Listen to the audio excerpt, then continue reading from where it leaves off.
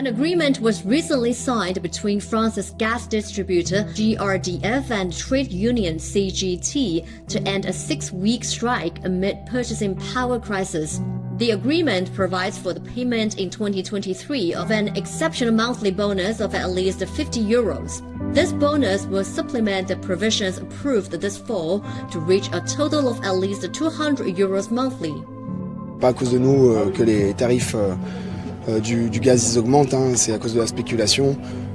C'est pas à nous que revient l'argent. Nous, on aimerait juste vivre un peu plus dignement de notre salaire avec l'inflation en cours qui est galopante. Since November, the strike had disrupted GRDF's business activities. As a result, some homes in France were deprived of heating and hot water in the middle of winter.